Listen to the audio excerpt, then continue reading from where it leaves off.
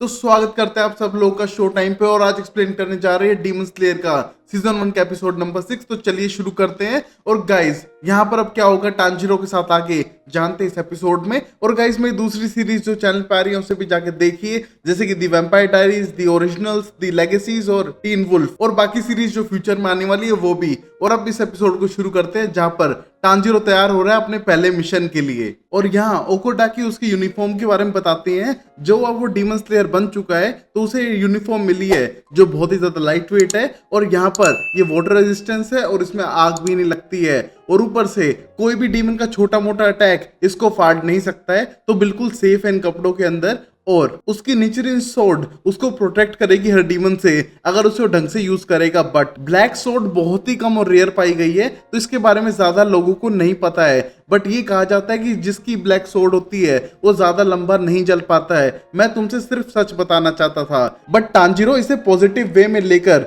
बोलता है कि उसे सिर्फ इतना टाइम चाहिए जब तक कि वो अपनी बहन को एक डीमन से ह्यूमन में वापस टर्न नहीं कर देता है। उसको इतना ही तो टाइम चाहिए, उसके लिए बिल्कुल खुश है। और यहाँ पर वो जाने की प्लानिंग करता है, बट जाने से पहले ओकुरोडाकी उसको गिफ्ट देते हैं एक बॉक्स जो किरीकुमो केडर से बना हुआ था, जो बहुत ही लाइट वेट वुड थी। हम देखते हैं इसके अंदर अपनी बहन को कैरी करके अपने साथ लेके जा सकता है दिन में, और वहां पर वो बिल्कुल सेफ रहेगी। और ये बहुत ही ज्यादा स्ट्रॉन्ग और लाइट वेट बॉक्स है। हम देखते हैं यहाँ पर ओकुरोडाकी उसको जाते समय थोड़े इमोशनल थे, और अब इस बॉक्स के अंदर अपनी सिस्टर को बैठा देता है और यहाँ से जाने की तैयारी करता है। हम देख पा रहे थे ओकुरोडाकी उसको गुड बाय कहते हैं, बट कहीं ना कहीं वो इमोशनल थे क्योंकि 2-2.5 साल टांजिरो के साथ रह के उसे फैमिली जैसा मानने लगे थे। और यहाँ से टांजिरो जाने लगता है अपने अगले सफर पे अपनी सिस्टर नेजुको के साथ में। और अब रास्ते में हम देख पाते हैं टांजिरो अपनी सिस्टर से बात करने का ट्राई करता है जो बॉक्स के अंदर थी, बट वो कोई रिस्पॉन्स नहीं करती है। और ये देख के उसे लगता है कि शायद वो सो रही है, जैसा कि ओकुरोडाकी ने उसे बताया था कि तुम्हारी सिस्टर इंसानों के ऊपर फीड नहीं करती है बल्कि सोकर अपनी स्ट्रेंथ को वापस पाती है। तो शायद वो सो रही थी। और यहाँ पर टांजिरो पैदल चलते हुए पहुंच चुका था उस नॉर्थ वेस्ट साइड के टाउन में जहां पर उसको ऑर्डर मिला था आने का। जब तक वो पहुंचता है हम एक काजुमी नाम के बंदे को देखते हैं जिसके बारे में लोग बात कर रहे हैं। यहाँ पर काजुमी बहुत ज्यादा इमोशनल है और बहुत ही ज्यादा थका हुआ लग रहा है, जैसे कि उसकी कोई उम्मीद टूट चुकी है। और पता चलता है ऐसा ही हुआ था, वो अपनी फियोंसे साटिको को खो चुका था। हम देखते हैं यहाँ पर लोग बात करते हैं कि वो कैसे गायब हुई, और ये बातें टांजिरो को सुनाई दे जाती है और वो समझ पाता है कि शायद ये वही लड़की है जो गायब हुई है। और यहाँ पर उससे बात करने का ट्राई करता है, जहां पर काजुमी बताता है कि उसकी बातों पे यकीन नहीं करते हैं लोग, बट उसके सामने से ही गायब हो गई थी साटिको और उसे नहीं पता वो कैसे हुआ था। और वहां पर टांजिरो उसके साथ जाने लगता है और वहां पर स्मेल करने का ट्राई करता है चारों तरफ, क्योंकि उसकी स्मेलिंग सेंस बहुत ज्यादा स्ट्रॉन्ग थी। और ये देख के समझ नहीं पा रहा है काजुमी कि उसके साथ प्रॉब्लम क्या है, वो जमीन को सूंघते हुए क्यों जाने लग रहा है। वो स्मेल कर पा रहा था कि यहाँ पर पहले डीमन आ चुका है, और वो पीछा करने लगता है उस स्मेल का पूरी सिटी में, जहां पर उसको हर जगह से स्मेल थोड़ी थोड़ी आने लग रही थी। और उसको फॉलो करते हुए काजुमी के साथ जाने लगता है, जहां पर काजुमी को याद आता है कैसे साटिको के पेरेंट्स ने उसकी पिटाई करी थी साटिको के गायब होने के बाद। और हम देख पा रहे थे उसे मार याद आती है और उसका मुंह भी पहले से ज्यादा सूजा हुआ था। तो शायद वो भी घर जाना नहीं चाहता और पता लगाना चाहता है कि क्या हुआ है उसके फियांसे के साथ में। और यहाँ पर टांजिरो उसकी हेल्प करने के लिए आया है, और वो साफ करता है कि उसे भेजा इसलिए गया है कि वो उसकी हेल्प कर सके। और वहां पर स्मेल करते करते शाम हो चुकी थी, बट अब तक उन्हें कोई सबूत नहीं मिला है, सिर्फ उसकी स्मेल के, जिसपे काजुमी को ज्यादा यकीन नहीं था। और वो घर जाना चाहता है और बोलते तुम भी चलो, घर जाना बेटर रहेगा, और रात को क्या हो सकता है यहाँ पर। बट तभी टांजिरो साफ करता है कि वो तो रात को ही एक्टिव होते हैं ना। और यहाँ पर उस बंदे को शक होने लगा था कि शायद ये डीमन स्लेयर तो नहीं है जैसा उन्होंने स्टोरीज में सुना था। और यहाँ पर हम देख पाते हैं एक लड़की को जिसकी माँ उसे कह रही है कि घर में ही रहना, रात को लड़कियां गायब हो रही हैं, उनको सेफ्टी की जरूरत है। और यहाँ पर लड़की को भी लगता है कि कौन हो सकता है तो लड़कियों को किडनैप करने लग रहा है यहाँ से, और वो जाके सोने लगती है। बट तभी हम देख पाते हैं कि ये कोई इंसान नहीं है जो किडनैप कर रहा है, बल्कि एक डीमन है। और यहाँ पर हम देख पा रहे थे जमीन के अंदर एक होल हो रहा है, जैसे कि कोई पोर्टल हो। हम देख पा रहे थे पोर्टल उसका पीछा करने लगता है, और जैसे लड़की सोने के लिए जाती है हम देख पाते हैं पोर्टल उसके बेड के चारों तरफ बनता है और 2 डिमोनिक हाथ आके उसे पानी के अंदर खींच लेते हैं। और ये करने के बाद हम देख पा रहे थे कि डीमंस ने उस लड़की पर अटैक कर दिया है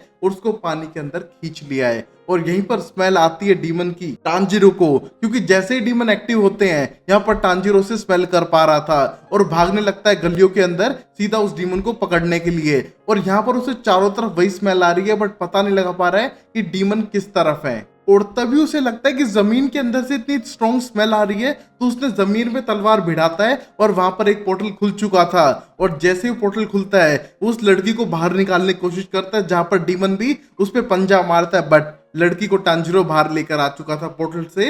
और उसे पोर्टल में देख के डरने लगता है और समझ पाता है कि ये डीमन के पास ब्लड डीमन आर्ट वाली पावर्स हैं। और यहाँ पर इसके बारे में ओकुरोडाकी ने उसे पहले ही बताया था कि ऐसी पावर्स यूज करके वो बहुत ही ज्यादा शक्तिशाली और सुपरनेचुरल पावर को कंट्रोल करते हैं। और यहाँ पर हम देखते हैं लड़की को बचा के आ चुका था, बट वो डीमन ये देख के बिल्कुल भी खुश नहीं है और यहाँ पर वो गुस्से में है और वो अटैक करने वाला है टांजिरो के ऊपर। बट टांजिरो डॉर्च करके अपने आप को बचा लेता है और यहाँ पर उसने लड़की को बाहर निकाल दिया था और ब्लेम करता है उस मॉन्स्टर को कि वो लड़कियों के साथ क्या करता है। और यहाँ पर डीमन बोलने के लिए तैयार नहीं है, बल्कि अपने दांत घिसते हुए एक आवाज निकालता है जैसे कि वो किसी से कम्युनिकेट कर रहा हो। और यहाँ पर उसके घाव भी हील हो चुके थे जो उसे टांजिरो ने मारे थे। और यहाँ पर काजुमी उस डीमन को देख के डर चुका है और शॉक में है कि डीमन रियल में होते हैं और ये सिर्फ स्टोरी नहीं है। और यहाँ पर टांजिरो बोलता है कि तुम इस लड़की को संभालो और मैं तुम्हारी प्रोटेक्शन करूंगा इस डीमन से, और प्लीज तुम्हें हेल्प करनी होगी अगर हमको यहाँ से जिंदा निकलना है तो। और यहाँ पर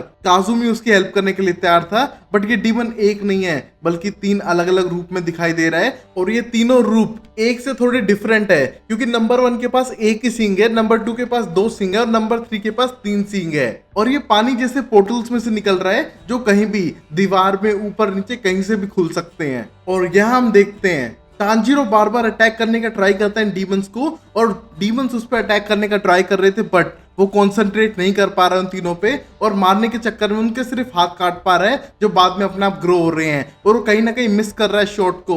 और तभी उसे याद आता है ओकुरोडाकी की कही हुई बात कि दुनिया में बस एक ही ऐसा डीमन है जो अपने ब्लड से एक इंसान को डीमन में बदल सकता है, और वही पहला डीमन था। और वो पहला डीमन 1000 साल से यहाँ पर रहने लग रहा है। वही तुम्हारे आंसर दे पाएगा, उसी ने तुम्हारी फैमिली पर अटैक किया है, तुम्हारा वही टारगेट है। और टांजिरो वही कोई हेल्प बता पाएगा कि तुम्हारी बहन को वापस डीमन से इंसान में कैसे बदलना है। और वो डीमन बहुत ही ज्यादा पावरफुल है और उसका नाम है मुजान किबुत्सुजी, और उसी ने तेरी फैमिली को खत्म किया है और शायद तुझे उसी के पास सॉल्यूशन मिलेगा अपनी बहन को वापस पाने का।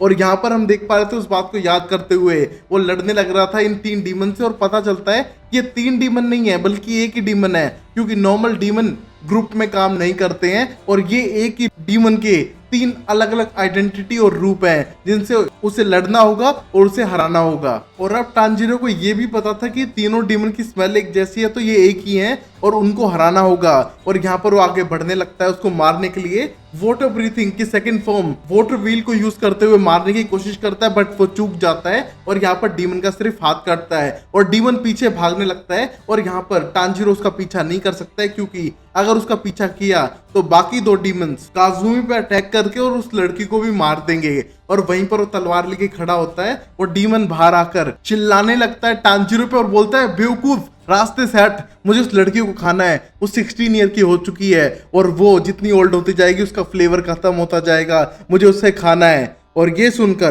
काजुमी समझ पा रहा है कि जो उसकी फियोंसी थी वो भी ऐसे ही खत्म हो चुकी है। यहाँ पर ये डीमन इस पे गुस्सा करने लग रहा था, बट तभी दूसरा डीमन बाहर निकलता है एक दूसरे पोर्टल से और अपने दूसरे फॉर्म को बोलता है कि उसने यहाँ के 16 ईयर ओल्ड गर्ल्स को बहुत ज्यादा खा लिया है, अगर एक रात को नहीं मिलेगी तो कोई नहीं, वो कल रात को शिकार करेगा।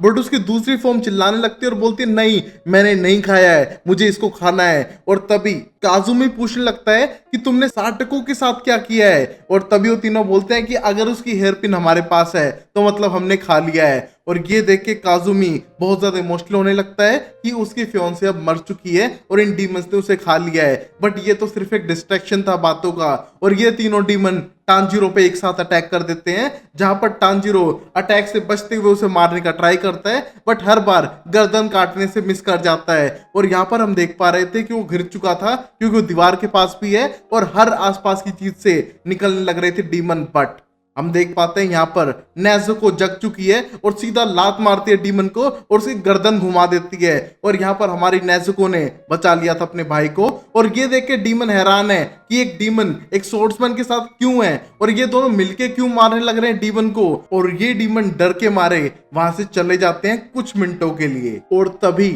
नेज़ुको काजुमी की तरफ देखती है और उस लड़की की तरफ और उनके चेहरों पे अपना हाथ रखती है और अपने गुस्से को शांत करती है। और उस दो लोगों में उसे अपनी फैमिली नजर आ रही थी, अपने छोटे भाई बहन। और यहाँ पर पता चलता है ओकोडाकी ने उसको हिप्नोसिस से ये बात याद दिला दी थी कि जितने भी इंसान हैं वो उसकी फैमिली ही हैं और वो इंसानों को हार्म नहीं करेगी और डीमंस को मारेगी, और स्पेशली उन डीमंस को जो इंसानों के ऊपर अटैक करते हैं। और ये हिप्नोसिस से जब वो सो रही थी ओकोडाकी ने कर दिया था उसके ऊपर। और यहाँ पर हम देखते हैं ये बात टांजिरो को पता थी। और जैसे ही डीमन फिर से आने लगते हैं और बोलते हैं कि मैं समझ नहीं पा रहा हूँ ये कैसी सेटलमेंट है, एक डीमन इंसानों का साथ दे रहा है। और तभी हम देख पा रहे हैं नेज़ुको को गुस्सा आने लगता है और गुस्से में भागने लगती है और एक लात से ही डीमन का सर फोड़ने लगती है। और यहीं पर एपिसोड खत्म होता है, जहां पर हम आगे देखेंगे नेज़ुको अपने भाई का साथ देगी फ्यूचर में या फिर वो भी एक रियल डीमन बन जाएगी। और यहाँ पर